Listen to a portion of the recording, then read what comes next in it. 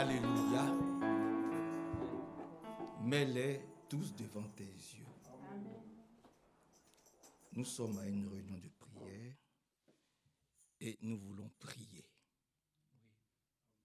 C'est parce qu'on ne prie pas beaucoup que les problèmes ne changent pas. Les chrétiens d'aujourd'hui, ils n'aiment pas prier. C'est pour ça qu'ils ont toujours les mêmes problèmes. Même dans les difficultés, il faut adorer Dieu. Maintenant, écoutez bien. L'adoration d'un chrétien blessé blesse Satan. Je recommence. Parce que vous n'avez pas bien entendu. L'adoration d'un chrétien blessé blesse le diable.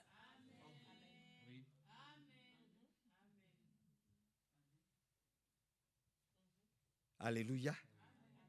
L'adoration d'un chrétien blessé blesse le diable. Que Dieu soit loué. L'adoration d'un chrétien humilié humilie le diable lui-même.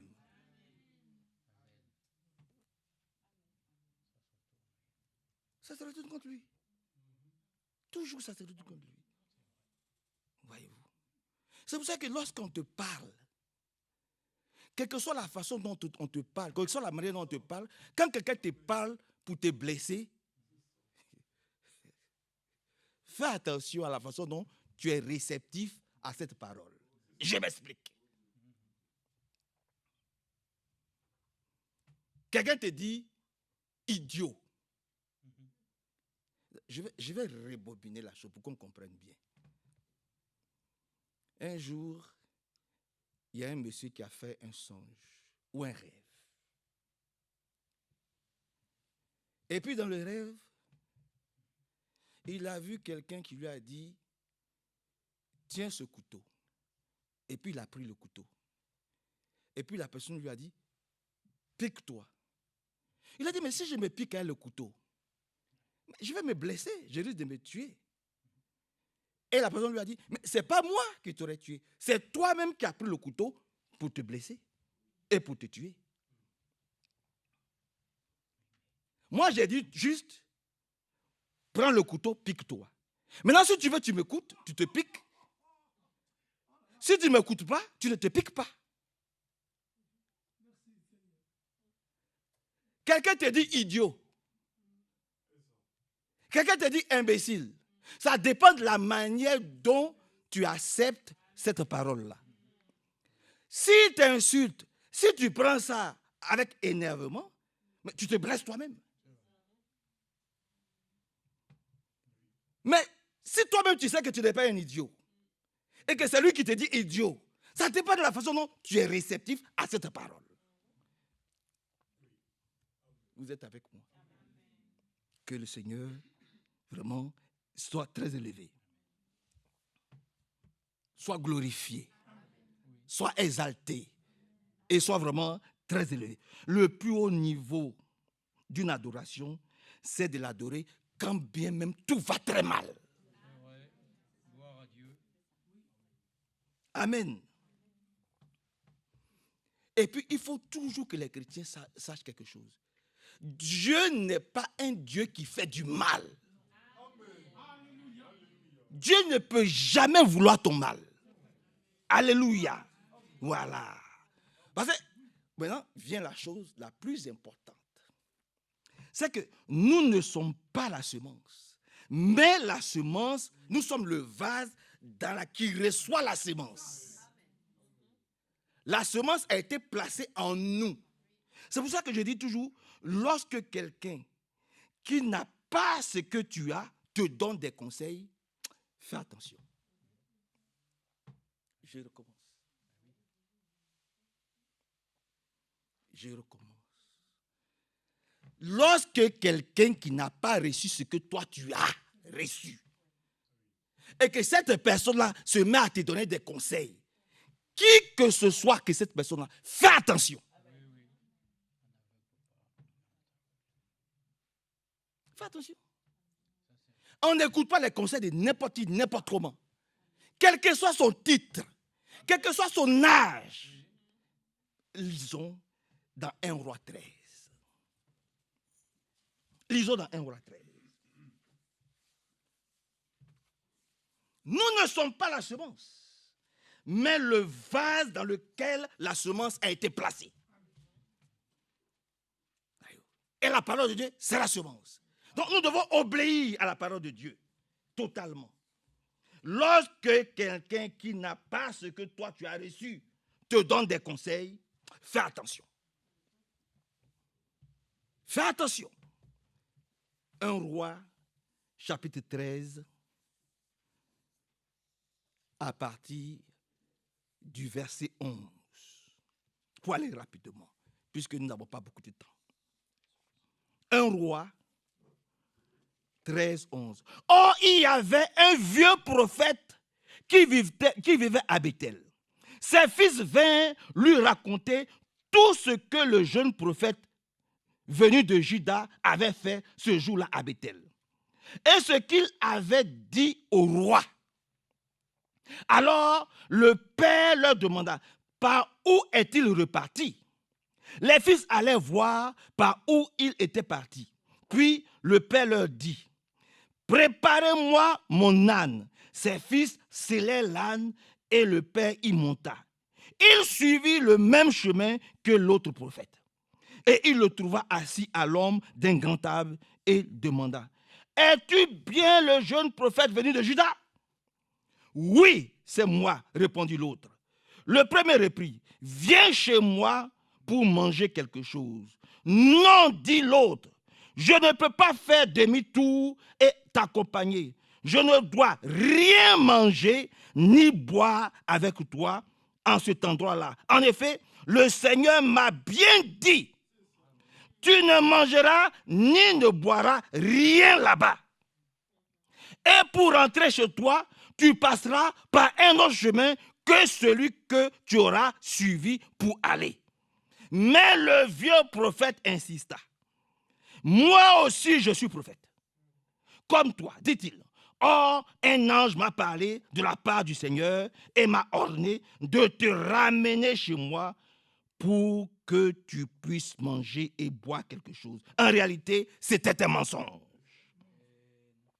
Le prophète de Juda l'accompagna pourtant à la maison pour manger et boire quelque chose. Asseyons-nous.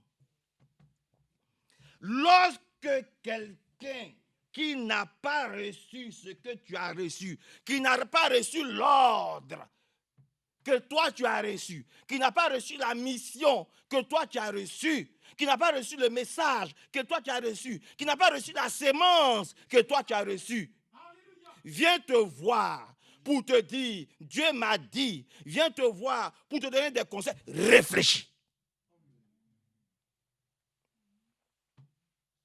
Qui que soit, réfléchis. C'était un vieux prophète, c'était un prophète. C'était un prophète. Dieu avait donné l'ordre au jeune prophète, voici ce que tu dois faire. Voici l'ordre que moi je te commande.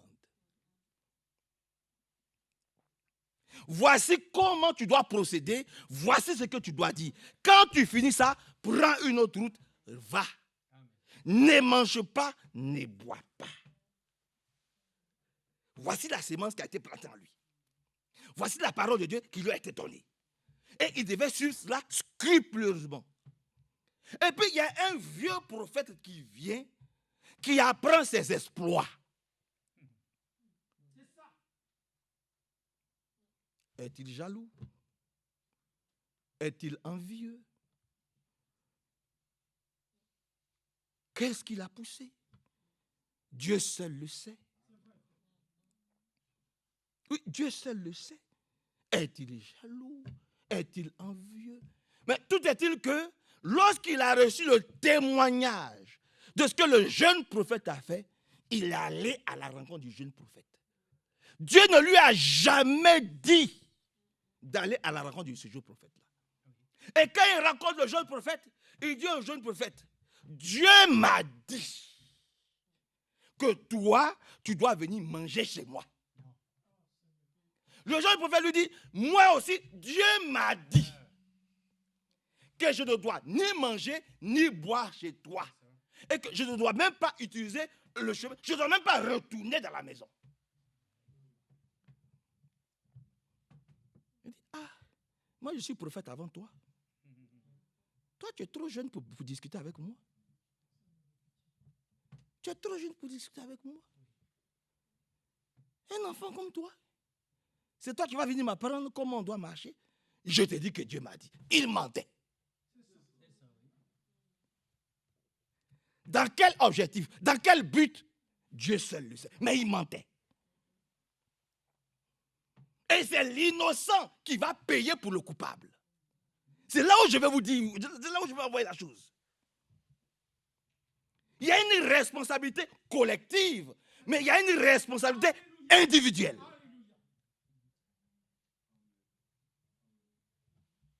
La responsabilité collective, c'est que ce vieux prophète-là, il mentait.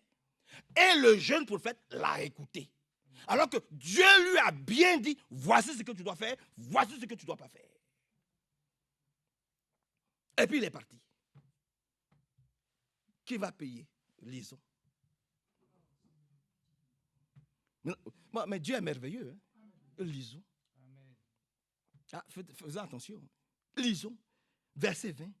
Or, pendant qu'ils étaient tous les deux à table, le Seigneur adressa la parole au vieux prophète de Bethel, qui dit à celui venu de Juda, voici ce que déclare le Seigneur, tu as désobéi au Seigneur, tu n'as pas respecté l'ordre que le Seigneur, ton Dieu, t'avait donné.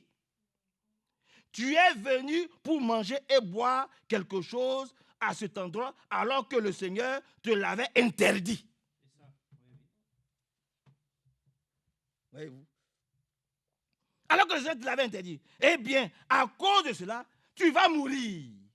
Et ton corps ne sera pas déposé dans le tombeau de tes ancêtres. Bon, de vous à moi, qu'a-t-il fait? Un prophète vient le voir pour lui dire, Dieu m'a dit de venir manger chez moi. Viens avec moi. Un grand menteur. La Bible, il ment. C'est pour ça qu'il faut toujours écouter ce que Dieu t'a dit. Les à côté là, mets ça de côté. Amen. Amen. Lorsque quelqu'un n'a pas reçu ce que toi tu as reçu, et qu'il vient pour te donner des conseils, quel que soit le nombre d'années, qui qu'il soit, prophète, apôtre, je ne sais pas quoi, fais attention. Si sa parole va à l'encontre de ce que tu as reçu, ne suis pas.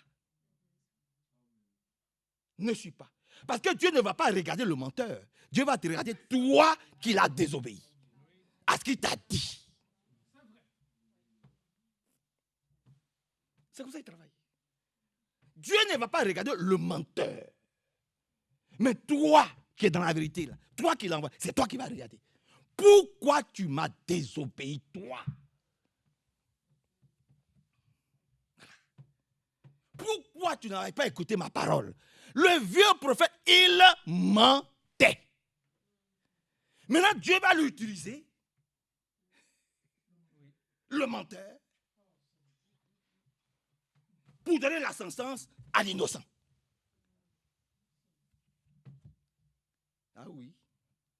Dieu va utiliser le menteur pour donner. Ainsi dit le Seigneur. Comme tu m'as désobéi et tu as fait exactement ce que j'étais interdit de faire, eh bien tu vas mourir. Et puis on connaît la suite. Que le beau nom de notre Dieu soit élevé, amen, glorifié, exalté, célébré et très élevé.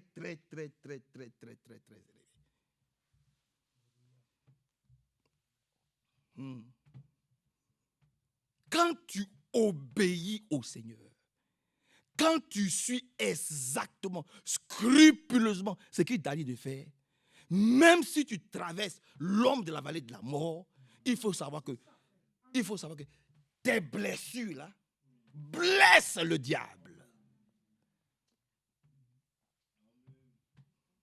Le diable a été mis en spectacle à Golgotha.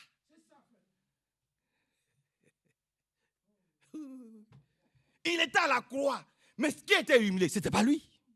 Parce que quand tu regardes avec des yeux naturels, tu as l'impression que c'est lui qui est humilié. Non, mais il était en train de détruire toutes les œuvres du diable. Il était en train de démanteler toutes les installations. C'est ça qu'il s'agit. Il était en train de démanteler tous les pieds, toutes les installations diaboliques, sataniques et démoniaques. Par ses blessures, Satan était en train d'être terrorisé, terrassé. Il s'écroulait en ce moment-là. Tes blessures blessent le diable. Ton humiliation humilie le diable. Vous comprenez, frère? C'est ça que nous disons, Seigneur, merci pour tout ce que tu essaies de faire pour nous. Quand quelqu'un essaie de te rabaisser, quelqu'un qui essaie de t'humilier, quand quelqu'un essaie de démontrer par A plus B que tu n'es rien, il faut savoir prendre la chose. Si tu prends la chose avec colère, il t'a gagné. Son objectif est atteint. Parce qu'il veut te déstabiliser.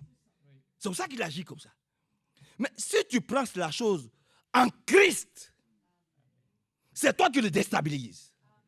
Parce qu'il va voir que tout ce que tu es en train de lui dire, qu'il est en train de dire contre toi, là, ça ne te dit absolument rien. Ça glisse sur ton corps comme de l'eau. C'est lui qui aura honte. Et c'est comme ça que Dieu a agi avec le diable. Que son beau nom soit loué. Son beau nom soit loué. Vous êtes là. Son beau nom soit loué, célébré, glorifié et exalté. Tes blessures blessent le diable lui-même. Chaque fois qu'il va chercher à t'humilier, c'est lui-même qui s'humilie. Chaque fois qu'il va chercher à se terrasser, c'est lui-même qui va être terrassé. Au nom de Jésus-Christ. Et chaque fois qu'il essaiera de te poignarder par une parole blessante, une parole humiliante, réagis positivement. Sois joyeux. Ne prends pas ce poignard pour te piquer toi-même. Ne prends pas ça avec colère. Quand tu ne te fâches pas, c'est lui-même qui se ridiculise.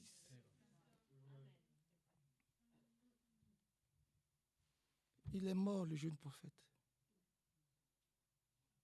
Il est mort. Mais il est mort par la bouche de qui? Il est mort par la bouche d'un autre prophète. Il est mort par la bouche d'un autre prophète. Mais ce jour-là, ce prophète-là, il ne disait pas la vérité. Donc, vous, à votre place, qui devons-nous écouter? Nous devons écouter le Seigneur. Quand il nous donne des ordres, c'est lui que nous devons écouter, c'est lui que nous devons suivre, c'est lui que nous devons respecter. Que son beau nom soit loué, célébré, glorifié et exalté au nom du Seigneur Jésus-Christ. Amen. Seigneur, nous remettons tout dans tes mains. Sois avec nous ce soir à cette réunion de prière. Nous comptons sur toi au nom de Jésus-Christ. Amen.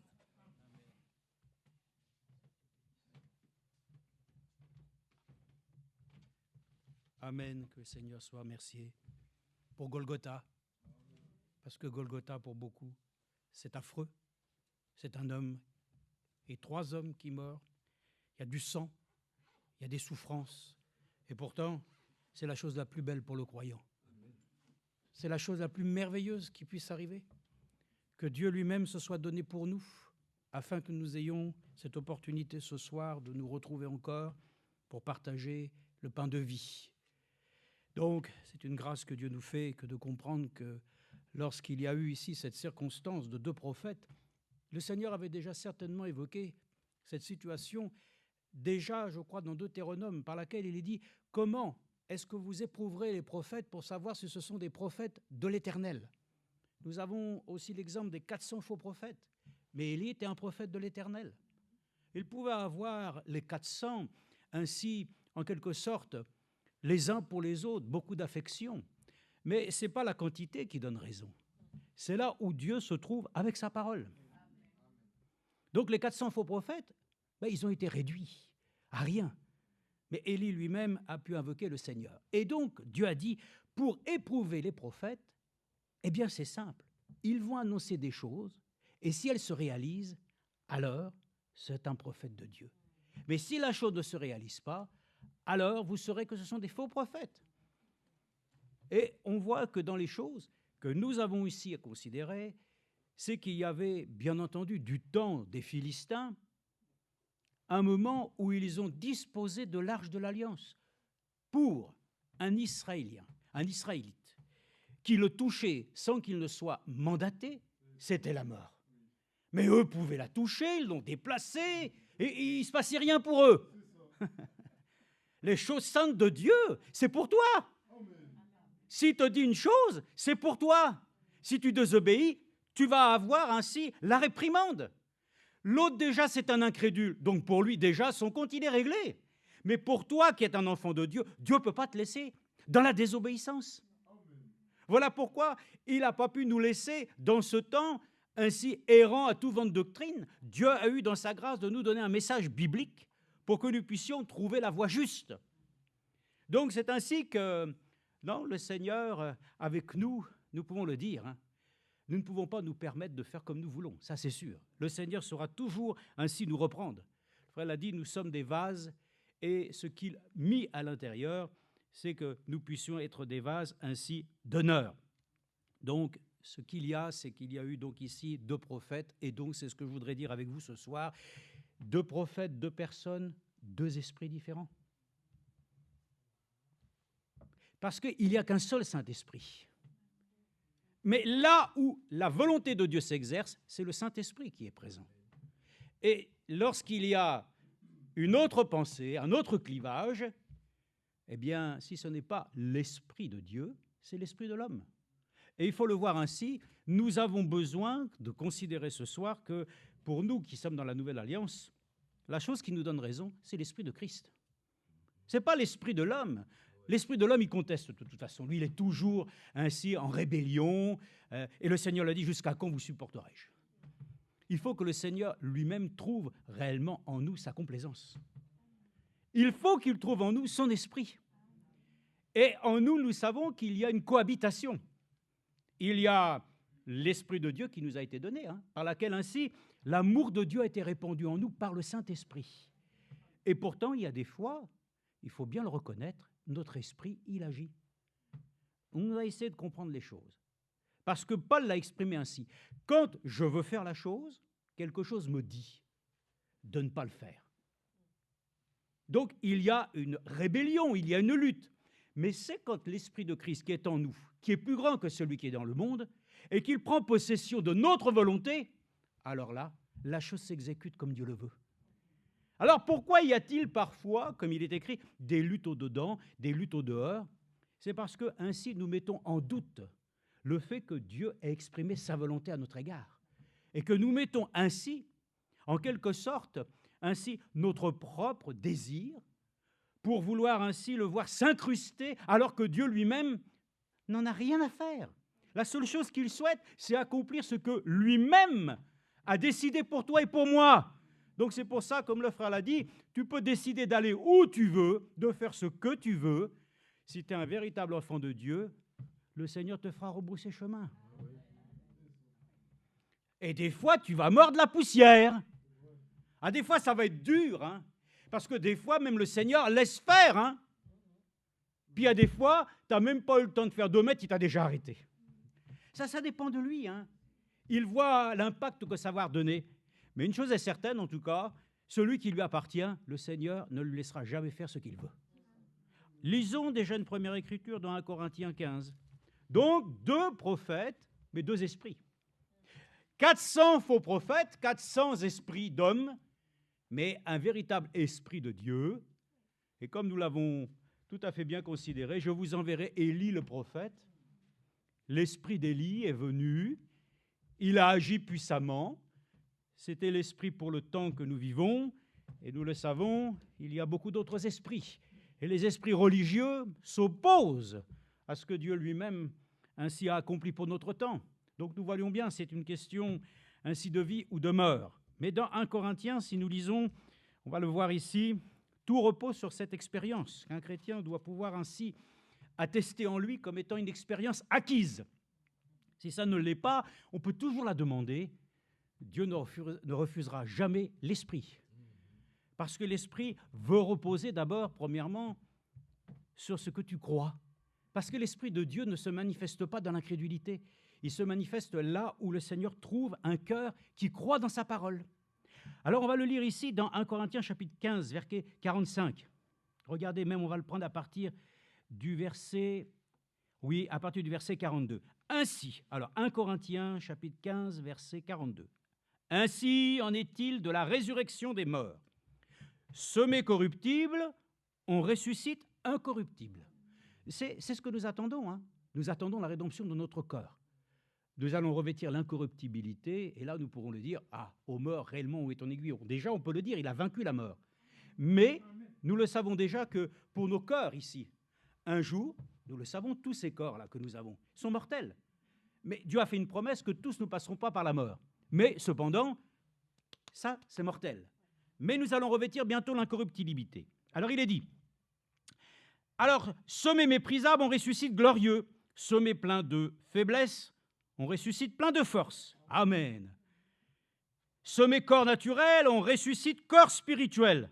Vous voyez bien, il y a deux choses différentes. Hein. On parle du naturel, on parle du spirituel. S'il y a un corps naturel, il y a aussi un corps spirituel. Excusez-moi. C'est pourquoi il est écrit, le premier homme, Adam, devint un être vivant. Le dernier Adam est devenu un esprit vivifiant. Amen. Mais regardez bien ce qui est dit ici. Il est devenu un esprit vivifiant. Le mot esprit n'est pas avec un grand E, avec un petit E. On va voir pourquoi. En fait, nous voyons bien Adam lui-même, le Seigneur l'a créé et il a mis le souffle de la vie. Et il a donné son esprit. Tous les humains ont un esprit. Vous êtes d'accord ou pas? Nous ne sommes pas des gens qui marchons comme ça sans avoir un esprit. Tous les hommes ont un esprit. Mais dans le fond, de toute façon, c'est une partie aussi de l'esprit de Dieu. Hein. C'est lui qui a insufflé en nous l'esprit de vie. Mais comme nous vivons ainsi dans une situation où nous sommes tous déchus, nous vivons avec notre esprit naturel. Mais il est dit qu'en Christ est venu l'esprit vivifiant. C'est-à-dire l'esprit de l'homme bien peut bénéficier, par la grâce du Seigneur, de disposer maintenant de l'Esprit de Dieu pour pouvoir ainsi nous guider. Voilà pourquoi il est dit, je vous enverrai le Saint-Esprit, la promesse du Père, afin qu'il vous conduise dans toute la vérité. Donc l'Esprit de l'homme, lui-même, peut vivre comme il le souhaite, mais lorsque Dieu fait grâce de pouvoir nous accorder ainsi son bon esprit, alors c'est là qu'il conduit nos pas. C'est là qu'il peut nous permettre de prendre les décisions au regard de sa volonté, parce qu'il nous éclaire. Il nous montre ainsi réellement le chemin. Alors il dit, le dernier Adam est devenu un esprit vivifiant. C'est ce que nous avons besoin ce soir. Un esprit qui vivifie nos âmes. Et il dit, le spirituel n'est pas le premier, c'est ce qui est naturel. Ce qui est spirituel vient ensuite. Le premier homme tiré de la terre est terrestre. Mais le deuxième homme vient du ciel. Amen. Nous l'avons déjà dit, Jésus-Christ est le principe de cette nouvelle création. Nous bénéficions, frères et sœurs, alléluia, d'avoir reçu l'esprit de vie. Et l'esprit de vie nous conduit dans l'éternité. Donc c'est important de voir ainsi quel est l'esprit qui nous anime. Donc ici, deux hommes, deux prophètes, deux esprits, mais un qui est conduit par l'esprit du Seigneur, et tant qu'il s'en tient à ce que Dieu a dit, cet esprit le vivifie. Mais dès qu'alors il se laisse conduire par l'esprit de l'homme pour essayer de le convaincre par des argumentations, exactement le même esprit qui a séduit Ève. Et Paul le dit, j'ai l'impression que vous vous laissez aussi séduire, comme Ève elle-même s'est laissée séduire. Donc, ainsi, ce jeune prophète s'est laissé tromper, séduire. Et par cela même, l'esprit de l'homme a voulu ainsi faire réfléchir son esprit naturel. Mais l'esprit de Dieu lui-même doit rester prioritaire. Voyez-vous, c'est ça. Les esprits, ils se parlent entre eux. Hein. Mais lorsque Dieu, lui, l'a parlé, c'est l'absolu. Et on doit s'en tenir à l'absolu. Sinon, ce sont les argumentations. Nos esprits réfléchissent. Et quand il y a des réflexions ainsi, frères et sœurs, nous ne pouvons rien de nous-mêmes.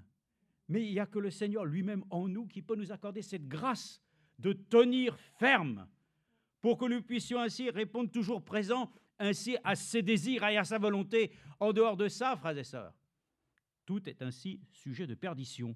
Il est dit, tel est le terrestre, tels sont aussi les terrestres, et tel est le céleste, tels sont aussi les célestes. Alors on va prendre une autre écriture justement dans Jean 3, 6, 8, pour vous voir un peu comment les choses sont dites. Dans Jean 3, 6, nous savons que nous sommes nés, comme nous l'avons entendu, nous, tels que nous sommes ici en tant qu'êtres de chair, de la volonté des hommes. Mais en tant qu'enfants de Dieu, nous sommes nés de la volonté de Dieu. Et pour cela, l'Écriture nous dit ici, dans Jean 3, 16, ce qui n'est pas nouveau, j'en conviens, mais qui est bon de pouvoir toujours le dire.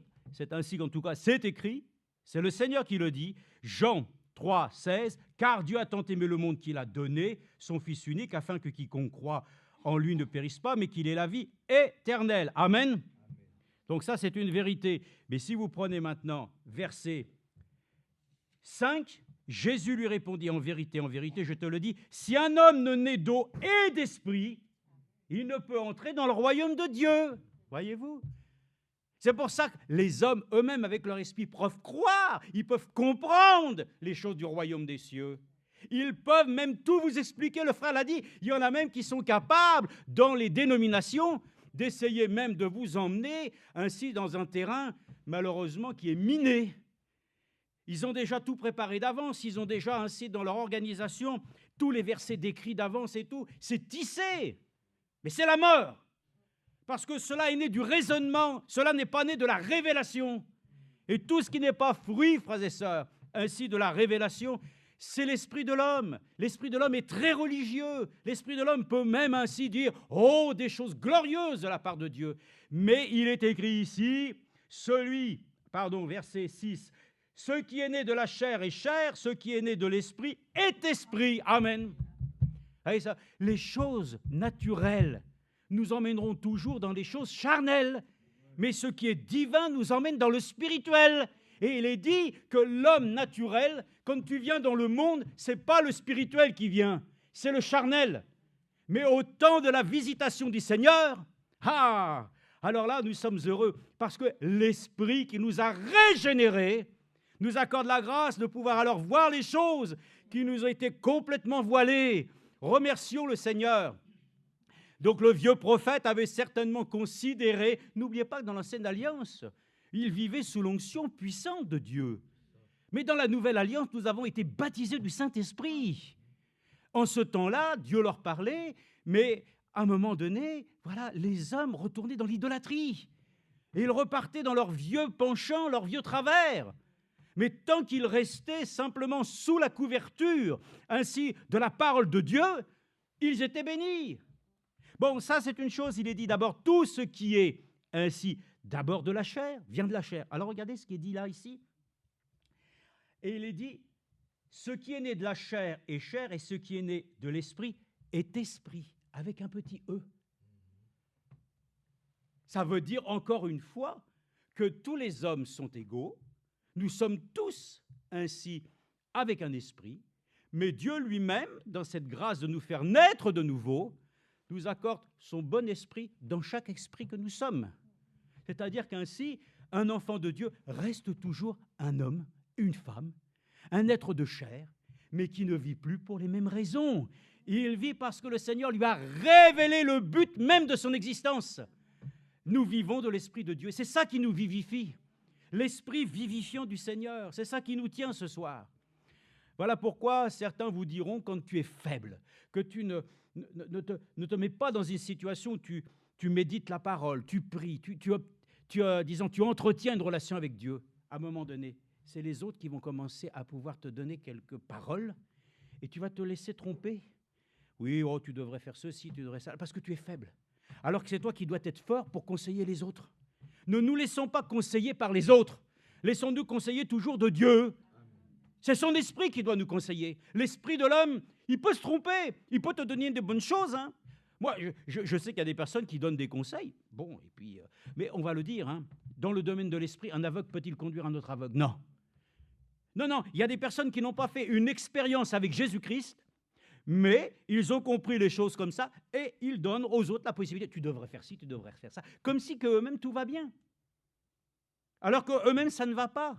Et ça, nous ne pouvons pas ainsi aider quelqu'un sans avoir son esprit. Si nous n'allons donner simplement que des conseils religieux. Donc, regardez ce qui est dit ici maintenant dans Jean 6, 63, parce que c'est encore dit ici dans Jean 6, 63. Jean 6, 63. C'est l'esprit qui vivifie, la chair ne sert de rien, les paroles que je vous ai dites sont esprit et vie. Amen. Toute parole d'homme est mensonge, mais toute parole qui sort de la bouche de Dieu est oui, amen. On a besoin, frères et sœurs, d'éprouver les choses par le Saint-Esprit. Le Saint-Esprit va nous convaincre du royaume des cieux.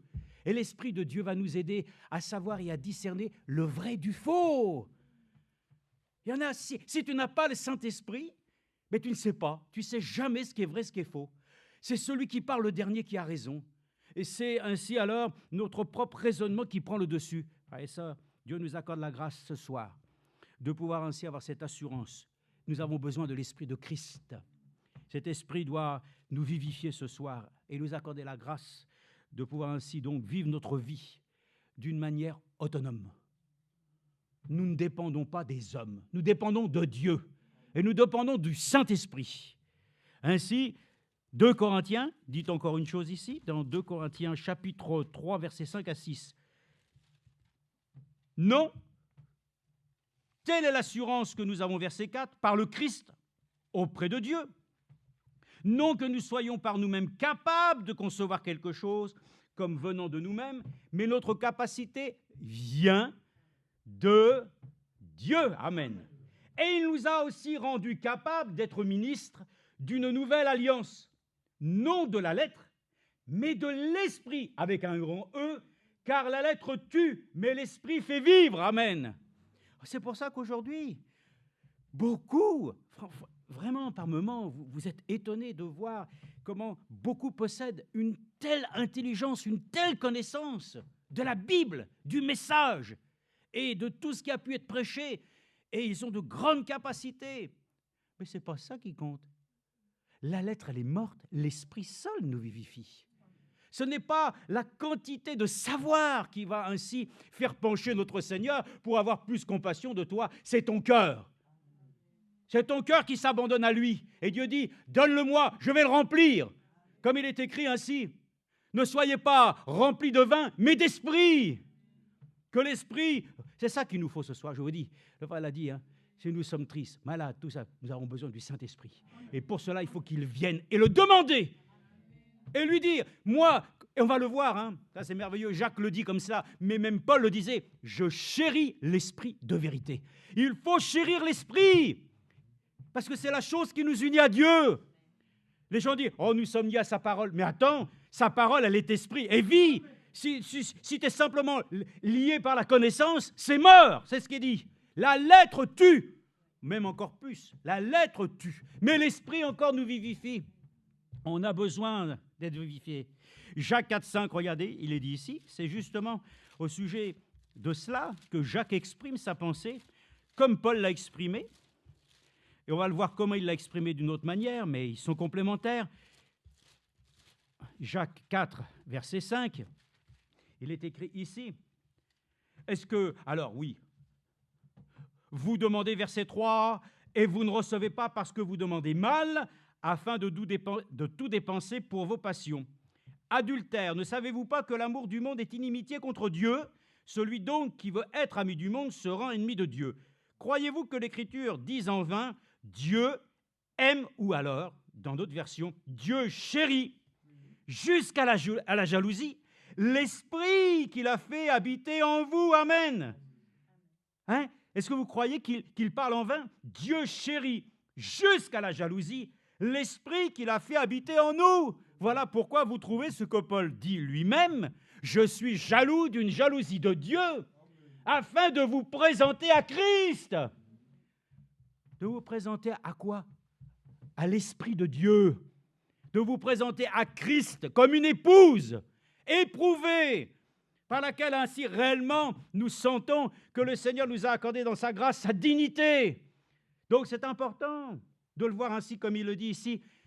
Dieu chérit l'Esprit. Est-ce que nous chérissons l'Esprit? Il faut demander au Seigneur. J'aime le Saint-Esprit. Nous aimons l'Esprit de Dieu. Parce que l'Esprit de Dieu se caractérise par beaucoup de choses. On va le voir. D'abord, l'Esprit de Dieu, c'est la vérité. On va le voir. Mais d'abord, je lis ça. Simplement déjà pour montrer ici comment il est dit, je chéris l'Esprit de vérité. Dieu lui-même, jusqu'à être d'une jalousie pour l'Esprit qu'il a placé en toi. Paul l'exprime, que lui aussi, il est jaloux d'une jalousie, pas de lui, mais de Dieu, la même. Afin de présenter l'Église d'une manière digne de l'Évangile. Prenons encore maintenant cette écriture dans 1 Corinthiens 2, 6. 1 Corinthiens 2, 6, 16. 1 Corinthiens chapitre 2, verset 6. Cependant, c'est une sagesse que nous prêchons parmi les parfaits. Il faut se considérer parfait. Ah oui, parce que si tu commences à te considérer imparfait, tu fermes ta Bible, parce que ces choses-là ne sont plus pour toi. Mais ces choses nous sont destinées à nous. Les choses de l'Esprit sont destinées aux enfants de l'Esprit. Et si nous avons l'Esprit du Seigneur, nous acceptons et prenons ces Écritures pour nous comme étant, comme nous l'avons entendu tout à l'heure, ce n'est pas pour nous faire du mal, c'est pour nous faire du bien. Cependant, c'est une sagesse que nous prêchons parmi les parfaits, sagesse qui n'est pas de ce siècle, ni des princes de ce siècle, qui vont être réduits à l'impuissance. Mais nous prêchons la sagesse de Dieu, mystérieuse et cachée, mais nous rajoutons et révélée, que Dieu avait prédestiné avant les siècles pour notre gloire. Aucun des princes de ce siècle ne l'a connu, car il l'avait connu, s'il l'avait connu, il n'aurait pas crucifié le Seigneur de gloire.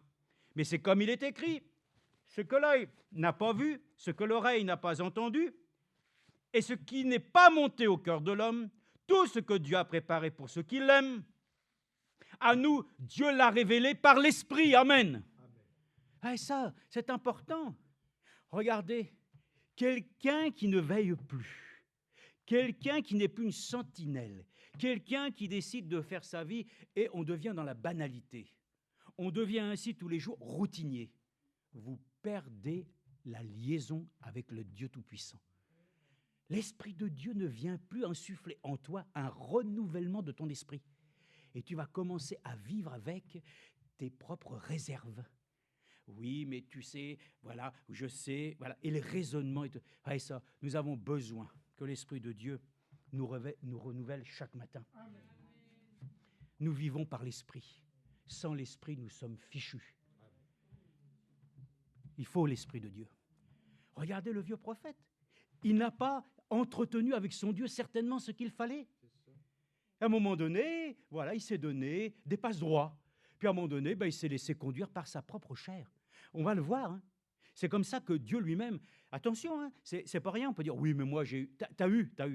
Mais celui qui remporte la victoire, c'est celui qui va jusqu'au bout. Et donc c'est pour cela que même, Paul va le dire, hein, Galates insensés. Après avoir commencé par l'esprit, voulez-vous terminer par la chair? Ça nous interpelle. L'Esprit de Dieu, ça se cultive. Le Saint-Esprit, ça se reçoit. Ça se renouvelle en nous. En tout cas, il est dit ici, cette sagesse. Or, nous n'avons pas, écoutez, oui, qui donc parmi les hommes sait ce qui concerne l'homme, si ce n'est l'Esprit de l'homme qui est en lui? De même, personne ne connaît ce qui concerne Dieu, si ce n'est l'Esprit de Dieu. Amen. On ne peut pas connaître les choses de Dieu par soi-même. Nous ne l'avons pas cherché et nous savons que Pierre était heureux parce que c'est son Père dans les cieux qui le lui a révélé. Vous savez que l'Esprit de Dieu, c'est l'Esprit de révélation. Paul a dit, je prie qu'un esprit de révélation nous possède. Mes frères et sœurs, il nous faut le bon Saint-Esprit. Et l'Esprit de Dieu repose aujourd'hui sur sa parole révélée. Voilà pourquoi les gens continuent dans les... Beaucoup, on ne va pas critiquer les dénominations, rien. Bon, on va dire l'ensemble des chrétiens qui vivent sur leurs acquis. Oui, mais notre Église dit ceci, dit cela, dit ceci. Ils vivent simplement, voilà, sur leur propre connaissance, sur lequel ils se sont fait un tout en tout. Mais nous sommes reconnaissants. Nous ne savons encore rien selon l'Écriture. Et nous apprenons que par l'Esprit, Dieu nous en révèle encore davantage de jour en jour. Nous sommes prêts à connaître encore d'autres choses. Ne disons pas que nous sommes suffisants ce soir, que nous avons tout reçu, c'est bon. Et alors dans ce cas-là, mais pourquoi nous écoutons encore les prédications? C'est parce que nous savons qu'il y a encore des choses que Dieu ajoute. Et nous savons qu'en croyant ces choses, Dieu nous bénit par son esprit. Donc c'est ainsi. Et il dit, or nous n'avons pas reçu l'esprit du monde, mais l'esprit qui vient de Dieu, afin de savoir ce que Dieu nous a donné par grâce. Alléluia. Et nous en parlons non avec des discours qu'enseigne la sagesse humaine, mais avec ceux qu'enseigne l'esprit. L'esprit enseigne. Comment même nous devons nous comporter avec Dieu. Ainsi, l'esprit qu'enseigne en expliquant les réalités spirituelles à des hommes spirituels. Amen. Comme nous le savons, il y a un langage spirituel pour des hommes spirituels. Et Dieu nous a donné ainsi l'esprit pour notre temps, pour que nous comprenions les choses de l'esprit pour notre temps. Et il est dit, mais l'homme naturel, écoute bien maintenant, l'homme naturel ne reçoit pas les choses de l'esprit de Dieu. Quand tu commences, le frère l'a dit, quand on commence nous-mêmes à avoir un comportement comme tous les autres hommes, à devenir rebelles, à devenir ainsi prétentieux, orgueilleux, on veut avoir... Toutes ces choses-là nous privent, frères et sœurs, de l'esprit du Seigneur. Parce que nous faisons un blocage. Ôtons de notre cœur toutes ces choses. Tout ce qui est... Parce qu'on va le voir, hein, le fruit. L'esprit produit un fruit. Et le fruit que produit l'esprit est tout à fait à l'inverse et à l'opposé de tout ce que la nature humaine peut exiger. Donc c'est ainsi qu'il est dit. Mais l'homme naturel ne reçoit pas les choses de l'Esprit de Dieu, car elles sont une folie pour lui. Et vous comprenez pourquoi Paul a dit, nous prêchons Christ crucifié, une folie pour les hommes. Et puis nous, quand on prêche ça, oh là là là, c'est notre sagesse. Et alors, c'est une folie pour lui, il ne peut pas les connaître parce que c'est spirituellement qu'on en juge. L'homme spirituel, au contraire, juge de tout. Oh non, il ne faut pas juger, hein. Oh, non, on t'a dit, tu n'as pas à juger avec tes moyens naturels pour essayer de comprendre les choses telles que c'est en fonction de ce que tu as entendu. Non, mais l'Esprit de Dieu juge de tout. Il est capable de pouvoir trancher. Et il dit, l'homme spirituel, au contraire, juge de tout et il n'est lui-même jugé par personne. En effet, qui a connu la pensée du Seigneur? Et écoutez bien ça, ça m'intéresse parce qu'il est dit, pour l'instruire, or, nous avons la pensée de Christ. Amen. C'est ça. L'esprit, c'est aussi la pensée de Christ. Cette pensée doit nous habiter. Quand cette pensée ne nous habite pas, c'est dangereux. Pourquoi? Déjà, premièrement, on peut s'enfermer sur soi-même. Deux, comme on n'est pas ainsi fortifié par l'Esprit du Seigneur, on se laisse convaincre par les autres. Parce qu'il faut quand même que je maintienne mon... Ah, ça, c'est un échec programmé. Ne nous laissons jamais leurrer. Seul l'Esprit de Dieu nous vivifie. Ne comptez pas, et je ne peux pas compter moi-même sur mes propres réserves. Dieu doit nous renouveler ainsi dans l'Esprit. Par son Esprit, il doit nous renouveler chaque jour. Voilà pourquoi nous prions, ce n'est pas simplement « fais ceci ». Demandons à Dieu qu'il nous renouvelle dans le baptême du Saint-Esprit. C'est une bonne chose, frères et sœurs. Il est dit, maintenant nous connaissons cette chose-là, regardez l'Esprit. 1 Jean, et puis on peut le lire aussi après dans Ésaïe, on verra. Mais bon, prenons d'abord 1 Jean. 1 Jean 5, 6. Alors, on va encore un peu plus loin. 1 Jean 5, 6. 1 Jean 5, 6. Qui est celui qui triomphe du monde, si ce n'est celui qui croit que Jésus est le Fils de Dieu? Verset 5. C'est lui, Jésus-Christ, qui est venu avec de l'eau et du sang, non avec de l'eau seulement, mais avec l'eau et avec le sang. Et c'est l'Esprit qui rend témoignage, parce que l'Esprit est la vérité. Alléluia. Jean 17, ta parole est la vérité, sanctifie-les par ta parole. Mais il n'y a pas que celle-ci aussi. Vous avez Jean 14, 17, qui l'atteste aussi. Jean 14, 17. Voyez-vous, cet Esprit, il triomphe en nous, parce que l'Esprit de vérité, ça chasse le mensonge.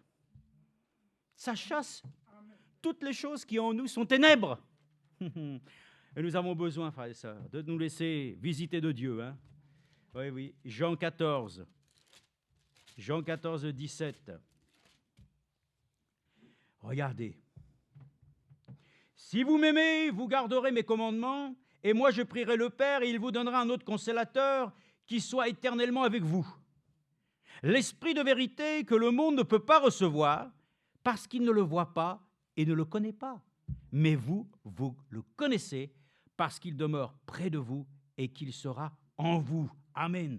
Je ne vous laisserai pas orphelin, je viens vers vous. Encore un peu de temps, et le monde ne me verra plus. Mais vous me verrez parce que moi, je vis et que vous aussi, vous vivrez. Amen. Amen. L'Esprit de Dieu vivifiant. Ne prenons pas simplement, notre vie chrétienne aujourd'hui en étant rassurés simplement parce que nous sommes toujours présents en réunion, parce que nous écoutons ainsi précieusement les réunions en direct ou en différé. Non, il faut nous rassurer que nous-mêmes, nous avons une relation avec notre Dieu et que nous avons ainsi cette assurance que l'Esprit de Dieu agit en nous. Il est vivifiant et il est pour nous une source de renouvellement. Un Dieu qui vit en nous. Le Saint-Esprit, c'est quelque chose de vivant, c'est une puissance. Demandons à Dieu que nous puissions expérimenter et que nous sentions en nous que l'Esprit de Dieu est réellement quelque chose qui habite en nous. Il y a quelque chose ici que nous pouvons lire on le connaît, c'est bien sûr Ésaïe, chapitre 61. Regardez comment le Seigneur lui-même, on le sait très bien, lorsqu'il est venu dans, bien sûr, la synagogue, et puis on lui a présenté les rouleaux, et il l'a ouvert, et ce qu'on lui a présenté, c'était Ésaïe. Et voilà ce qui est dit dans le chapitre 61. « L'Esprit du Seigneur, l'Éternel est sur moi, car l'Éternel m'a donné l'onction. » Amen. Oh, frères et sœurs, puissions-nous avoir l'onction, pour tout ce que nous faisons, tout ce que nous avons ainsi à agir dans ce monde. Des fois, nous nous sentons là, on va faire les choses nous-mêmes, c'est normal, On va travailler, on va faire cette chose-là, on conduit la voiture, on fait, ça c'est moi. Non, c'est même pas nous. Dieu doit nous oindre aussi pour nous accorder la grâce dans nos activités, que nous puissions les faire de telle manière que nous ne donnons aucune gloire et puis que nous puissions être utilisés de telle manière. Vous savez, j'avais pris le train encore ce matin et puis je voyais à un moment donné un monsieur qui était là et il commence à... je voyais bien que ça allait... C'est les gens qui cherchent à vous parler et tout. Bien moi-même, je me suis dit, Seigneur, si l'Esprit du Seigneur nous habite, notre cœur ne doit pas rejeter les gens, mais au contraire plutôt de dire en soi-même, Seigneur, alors, s'il a quelque chose à dire, qu'il me le dise pour que je lui dise quelque chose aussi de toi. Voyez-vous, quand nous sommes en relation avec Dieu, que l'Esprit de Dieu nous sommes très zélés. Mais quand nous ne sommes pas ainsi en relation avec Dieu, nous devenons aigris. On n'a plus envie de rien faire. Lui, non. Et il y avait une autre jeune fille, après, plus loin, elle est montée là, elle me dit, vous savez, excusez-moi, mon chien n'a pas l'habitude du train et tout. Il n'y a pas de problème, et tout. Et elle avait toutes sortes de bagues dans le nez et tout ça. J'ai dit à mon cœur, Seigneur, c'est une âme, elle a besoin d'être sauvée. Amen. Voyez-vous, c'est ce que j'aime quand l'Esprit de Dieu nous habille en nous. Il met des sentiments en nous. Les choses ne deviennent plus pour nous toujours, on rejette tout. Non, on est là au contraire, prêt à vouloir demander à Dieu qu'il puisse réellement sauver. Et l'autre jour matin, j'étais là, il faisait beau, vous avez vu, il avait fait une journée extraordinaire le matin. Et je voyais là, il y avait toutes les collines, les vignes et tout ça. Puis d'un seul coup, j'entends... Je dis, ce c'est ça. Une oie sauvage, très rare. Une oie sauvage, toute seule. J'ai dit, mais qu'est-ce qu'elle fait? Elle déployait ses ailes, elle dit, oh là là là là là là. Je regardais ça, j'ai dit, c'est magnifique. Et elle est là, elle faisait... J'ai dit, comment ça se fait qu'elle est toute seule? Puis je lui ai dit, moi-même, t'es heureuse, J'ai dit, elle est libre. Et je me suis dit, mais elle est libre parce qu'il y a quelque chose qui la porte. En fin de compte, l'air la porte. Et je me suis dit aussi, là où est la liberté, là est l'esprit. Elle était libre parce que quelque chose la portait. Nous aussi, nous sommes libres si l'Esprit de Dieu nous porte. On ne peut pas simplement battre des ailes soi-même et puis dire, je vole. C'est le Seigneur qui nous accorde la grâce. Sur les ailes de la foi, nous pouvons, frères et sœurs, compter sur lui. Là, j'aime cette écriture, là où est l'esprit, et là est la véritable liberté. Mais là où est la liberté, doit être l'esprit du Seigneur. Les enfants de Dieu sont libres, mais ainsi Paul l'a pu le dire, Paul, prisonnier de Christ. Et comme nous l'avons lu, esclave de le servir. Donc voyez-vous, l'esprit de Dieu, c'est merveilleux. Quand il est en nous, nous sentons qu'à cet instant-là, nous sommes désireux. Ah Seigneur, fais ce que tu veux avec moi. Mais quand nous n'entretenons pas cette relation avec Dieu et que l'Esprit de Dieu, parce qu'il y a une écriture qui le dit aussi, n'attristez pas le Saint-Esprit. C'est ça aussi des fois. On attriste l'Esprit par différentes manières. Ça nous rend malheureux. C'est là qu'on se fait du mal. Et c'est là que des fois on devient moins joyeux. Donc ce soir nous voulons le dire, avant que nous puissions prier. En tout cas, l'Esprit de Dieu, ça s'entretient. C'est vivant. C'est quelque chose qui en nous doit pouvoir être demandé. Demandons ainsi que l'Esprit de Dieu agisse puissamment en nous. Parce que quand il est venu, l'Esprit du Seigneur est sur moi, car l'Éternel m'a donné l'onction. Amen. Je crois que le Seigneur nous donne aussi son onction. Comment vous voulez-vous exprimer des dons? Comment voulez-vous exprimer ainsi des choses que le Seigneur lui-même a placées dans son Église? C'est par son Esprit. Voilà, tu vas parler comment? Tu vas parler en langue comment? Voilà, ça va venir de qui ça?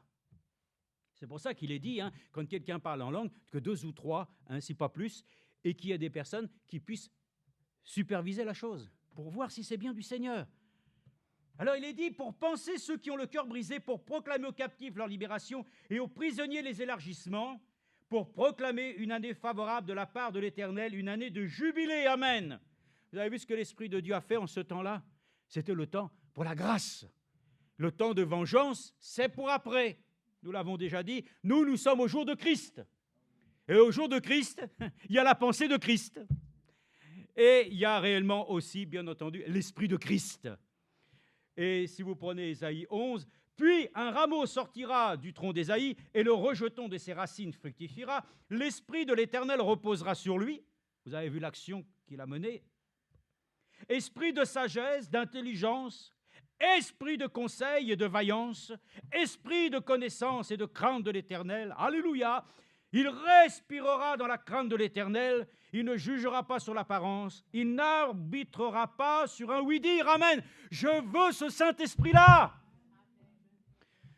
Les gens veulent le Saint-Esprit uniquement pour manifester des dons, pour avoir ainsi la possibilité d'exprimer la puissance de Dieu. Nous voulons le Saint-Esprit, nous voulons l'onction de Dieu pour qu'il change notre vie, pour avoir le caractère de Jésus-Christ. C'est ça que je cherche, moi. Et je me dis, plus je cherche, et plus l'ennemi essaye de mettre des bâtons dans les roues. Et il semble que des fois même, il dira, ça ne vaut pas la peine. Plus tu cherches, et il semble plus que ça devient compliqué. Parce qu'il ne veut pas. L'ennemi ne veut pas que nous soyons baptisés du Saint-Esprit. Il ne veut pas que l'onction nous soit donnée journellement. Il ne veut pas que nous puissions le dire, je chéris l'Esprit qui m'anime. Il ne veut pas. Et pourtant, nous voulons le dire, ce soir, nous aimons le Saint-Esprit. Pourtant, ce n'est pas une personne. Dieu lui-même, il est esprit ou pas? Il est esprit. Il est esprit et il est amour. Et l'amour de Dieu s'est déployé en Jésus-Christ. Et Jésus-Christ lui-même l'a déployé dans son Église. Et le Saint-Esprit lui-même, c'est l'Esprit de Dieu qui est une puissance pour nous permettre de vivre la chose. Que le Seigneur nous aide pour voir que nous avons, comme il est écrit, c'était 2 Corinthiens chapitre 3 verset 17. Là où l'Esprit, là est la liberté. Donc on va prendre 1 Pierre pour gagner du temps. 1 Pierre chapitre 1 verset 8. 1 Pierre chapitre 1 verset 8, on ne va pas tarder à terminer. Il est dit, moi j'aime cela aussi parce que vous l'aimez sans l'avoir vu. Ah, tu l'as vu Jésus? C'est vrai que dans le fond, moi je ne l'ai pas vu Jésus, toi tu ne l'as pas vu. Tu l'as vu? Tu l'as vu? Dis-moi où, quand? Mais pourtant, nous l'avons reconnu, n'est-ce pas? Moi je l'ai vu dans ma vie, mais je ne l'ai pas vu physiquement, mais un jour mes yeux le verront. Mais moi je l'ai vu, Je l'ai vu parce que je l'ai vu par son esprit agir en moi, me changer, me transformer. Et je me suis dit avec les années, il ne faut pas que nous puissions ainsi vraiment nous éloigner, frères et sœurs, de ce qu'il a commencé, il veut l'achever. Les choses ont commencé par le Saint-Esprit, ça va se finir par le Saint-Esprit. La Pentecôte, ça a commencé comme ça, l'Église. Ça va se finir par une puissante pluie d'arrière-saison. Est-ce que nous avons faim, réellement, de cet esprit? Oui. Alors il est dit, vous croyez en lui, vous tressaillez d'une allégresse indicible et glorieuse, en remportant pour prix de votre foi le salut de vos âmes.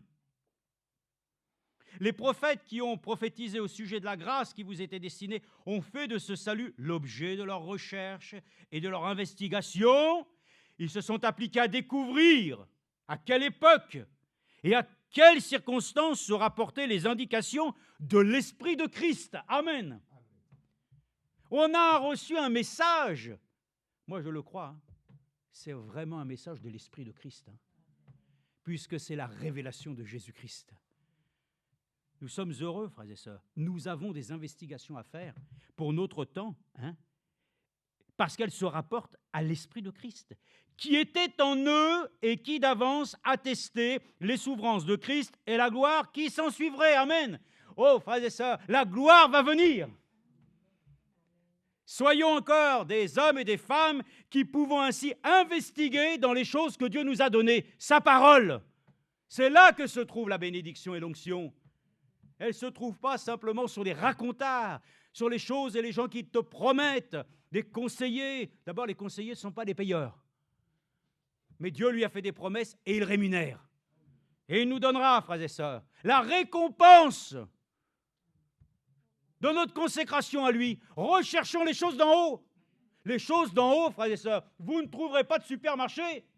Là-haut, vous ne trouverez pas des télévisions 4K.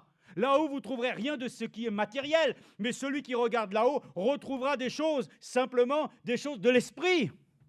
Tout don parfait nous vient d'en haut. Donc quand nous aspirons aux choses d'en haut, nous toucherons des choses spirituelles. Donc que notre cœur aspire à des choses spirituelles. Pour les choses matérielles, le Seigneur pourvoira, amen. Mais pour ce qui est de notre vie chrétienne, recherchons les choses d'en haut. C'est important, les choses d'en haut, Ainsi, je l'ai dit, 1 Thessaloniciens 5, 19, je gagne du temps, n'éteignez pas l'esprit. Donc c'est à nous de veiller. On peut allumer la lumière, on peut l'éteindre. Donc ça veut dire que c'est notre choix, c'est notre liberté. Donc ça veut dire que ce soir, on peut soit éteindre l'esprit, ou on peut peut-être amener la lumière. Et c'est pour ça qu'il est écrit, y a-t-il un homme qui peut allumer la lumière ce soir ici? Il y a plus que Salomon. Il y a plus que William Branham. Il y a plus que Frère Franck, il y a plus que toi et moi, il y a le Seigneur lui-même. Son esprit est avec nous, il nous accompagne, son bon esprit, frères et sœurs, est avec nous. Laissons cet esprit reposer, frères et sœurs, sur cette parole qu'il a mise dans ton cœur. Ce soir, soyons confiants. Dieu n'a pas donné sa parole, elle reviendra à lui avec effet. Croyons de tout notre cœur pour que l'Esprit de Dieu vienne agir. Si tu crois que tu es guéri, laisse le Saint-Esprit venir, te donner la force et la puissance de le laisser manifester en toi, ce que lui-même a acquis pour toi. Régénérons en nous. Apocalypse chapitre 2, verset 7. Nous connaissons ce passage de l'Écriture, vous savez ça quoi? Bon, lisons-le rapidement, de toute façon c'est vraiment très court, mais Apocalypse 2, 7, tout ce que nous avons ici, c'est de le croire aussi, tel qu'il est dit, Apocalypse chapitre 2, verset 7, que celui qui a des oreilles écoute ce que l'Esprit dit aux églises, aux assemblées. Amen. Est-ce que vous croyez que l'Esprit parle? Mais bien sûr qu'il parle. Il ne dit rien de lui-même. Mais il parle. Et il dit que celui qui a des oreilles écoute ce que l'Esprit dit aux églises. Au vainqueur, je donnerai à manger de l'arbre de vie qui est dans le paradis de Dieu. Alléluia. Écoutons ce que réellement l'Esprit, vous savez, on va dire Dieu, voilà, ou l'Esprit dit à l'Église. Et c'est pour ça que la relation est directe avec ce qui est dit justement dans le dernier paragraphe ainsi de ce qu'il est dit ici, dans 22, oui, 22, verset 17, il est écrit « Voici, je viens bientôt, et j'apporte avec moi ma rétribution pour rendre à chacun selon ses œuvres. Je suis l'alpha et l'oméga, le premier, le dernier, le commencement et la fin. Bien. Et ensuite, tac, verset 17, l'esprit et l'épouse, c'est l'esprit. Vous comprenez? On aurait pu dire le Seigneur Jésus, Dieu. Non, c'est l'esprit. Et ça, nous sommes dans le temps où c'est l'Esprit de Dieu qui doit se manifester. L'Esprit de vérité. Et l'Esprit et l'épouse disent, viens. Toi, tu peux dire, viens, mais il faut qu'il y ait l'Esprit aussi en toi qui le dise. Hein. C'est les deux. Hein. Bah, viens, Seigneur Jésus, viens, Seigneur Jésus. Mais l'Esprit et l'épouse disent ensemble. Je veux avoir l'assurance que je ne le dis pas de moi-même, mais que l'Esprit m'a convaincu en moi-même que c'est réellement lui qui le dit en moi. C'est ainsi qu'alors, nous le disons, que celui qui a soif vienne, que celui qui veut prenne de l'eau, de la vie, gratuitement. Ésaïe 55, verset 1, en parallèle. Je termine. Il y avait vraiment un passage merveilleux que nous pouvions lire, parce qu'ils sont tellement longs, mais c'est dans... Pour terminer, je pensais simplement 1 Corinthiens 2, je crois que nous pouvons revenir un instant sur ça. 1 Corinthiens 2, excusez-moi, je crois qu'on n'a pas tout lu. On a lu aussi celui-ci. Non, c'est Romains, excusez-moi, c'est ça, voilà, Romains, voilà qu'on a... Et là, je ne dis rien, je lis, simplement je lis, parce que c'est certainement peut-être Paul lui-même qui a dit ces choses vraiment d'une manière tellement complète.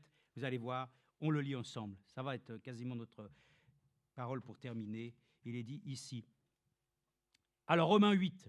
En effet, la loi de l'esprit de vie en Christ, Jésus m'a libéré. Alléluia. De la loi du péché et de la mort. Ça, c'est ma vraie liberté. Hein. En effet, la loi de l'esprit de vie en Christ m'a libéré de la loi du péché et de la mort. Verset 5. En effet, ceux qui vivent selon la chair ont les tendances de la chair, tandis que ceux qui vivent selon l'esprit ont celles de l'esprit. Amen. Avoir les tendances de la chair, c'est la mort. Avoir celles de l'esprit, c'est la vie et la paix. Vous irez après dans Galates et vous verrez, le fruit de l'esprit produira toutes ces choses. Car les tendances de la chair sont ennemies de Dieu, parce que la chair ne se soumet pas à la loi de Dieu. Elle est en elle-même incapable. Or, ceux qui sont sous l'emprise de la chair ne peuvent plaire à Dieu. Donc c'est pour vous dire, vous avez vu, quand un homme est charnel, c'est ce que nous avons lu, il va dire de lui-même des choses et il va influencer sur l'autre pour lui faire des bêtises. Mais si c'est l'Esprit de Dieu qui en toi te parle, tu n'auras pas besoin même de combattre, comme le frère l'a dit, sur les autres, sur les adversaires. Non, tu sais ce que tu as reçu. C'est ton absolu, c'est ton visa. Tu y vas, peu importe ce que les autres peuvent dire. Tu es convaincu, tellement qu'ainsi il est écrit. Or, ceux qui sont sous l'emprise de la chair ne peuvent plaire à Dieu. Pour vous, vous n'êtes plus sous l'emprise de la chair, mais sous celle de l'Esprit. Et si du moins l'Esprit de Dieu habite en vous, si quelqu'un n'a pas l'Esprit de Christ, il ne lui appartient pas. L'Esprit de Christ, c'est pour nous la chose importante. Et si Christ est en vous, le corps, il est vrai, est mort à cause du péché, mais l'Esprit est vie à cause de la justice. Et si l'Esprit de celui qui a ressuscité Jésus d'entre les morts habite en vous, celui qui a ressuscité le Christ Jésus d'entre les morts donnera aussi à la vie à vos corps mortels par son Esprit qui habite en vous. Ainsi donc, frères, je vais vous dire une chose, essayez de ne pas respirer. À un moment donné, vous sentez que vous suffoquez. C'est vrai. Et dans notre vie chrétienne, nous suffoquons si l'Esprit de Dieu n'insuffle pas en nous cet oxygène spirituel pour que nous puissions ainsi développer ainsi cette vertu que Christ nous a donnée. Si nous voulons le faire par nous-mêmes, nous mourrons. Mais si l'Esprit de Dieu le fait, nous vivrons. Si vous vivez... Non, alors ainsi donc, frères, verset 12, nous sommes débiteurs, mais non de la chair, pour vivre encore selon la chair. Si vous vivez selon la chair, vous allez mourir. Mais si par l'Esprit, vous faites mourir les actions du corps, vous vivrez. On ne va pas rappeler ainsi ce que sont les œuvres de la chair. Il y en a un paquet. Mais bon, nous le connaissons. Et vous n'avez pas reçu un esprit de servitude. Plus loin, il est marqué, vous n'avez pas reçu un esprit de timidité, un esprit de faiblesse. Non, nous n'avons pas reçu ça. Nous avons reçu un esprit bienveillant pour nous. Vous n'avez pas reçu un esprit de servitude pour être encore dans la crainte, Mais vous avez reçu un esprit d'adoption, par lequel nous crions « Abba » qui veut dire « Père ». L'Esprit lui-même rend témoignage à notre esprit que nous sommes enfants de Dieu. Amen. Est-ce que réellement, en fin de compte, le Saint-Esprit rend compte que toute parole que nous lisons, que nous avons ainsi cru, ont réellement une application, une réalité? C'est ça. L'Esprit de Dieu lui rend témoignage que sa parole est vraie. Moi, je peux le dire. Sur bien des points, je peux dire sa parole est la vérité. Et nous pouvons dire que nous reconnaissons aussi que malheureusement, nos paroles sont aussi la vérité, mensongères, mais que nous avons malheureusement souvent expérimenté à notre dépens.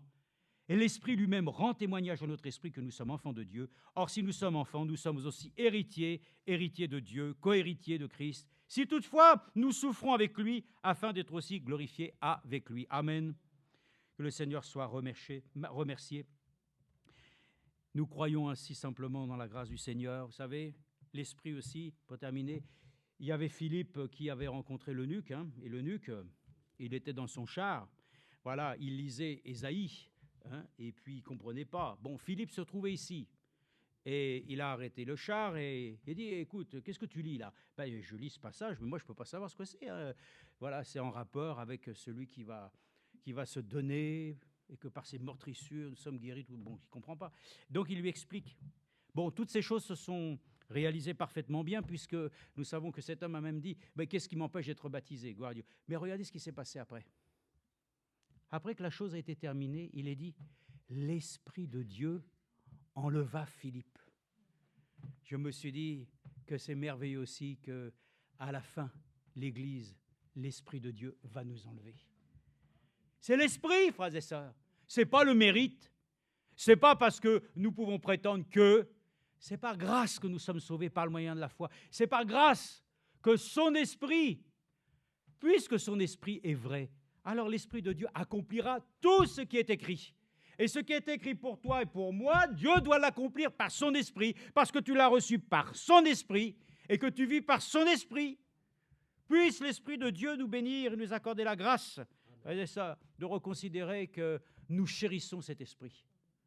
Nous aimons la parole, nous aimons le Seigneur, mais l'esprit, c'est quelque chose de particulier. C'est cette chose sur laquelle, ainsi, c'est la chose qui nous unit à Dieu, c'est ce lien invisible, mais qui est présent ainsi dans notre vie.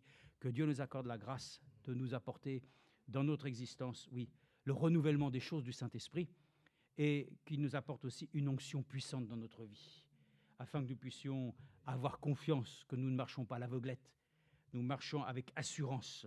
Et comme il a été dit, prions le Seigneur et nous verrons que si réellement nous croyons, il accomplira ainsi ce qu'il a dit lui-même. Dieu n'a pas donné sa parole pour que simplement il s'en tienne simplement à des écrits. La lettre est morte, mais l'Esprit vivifiera chaque parole. Amen.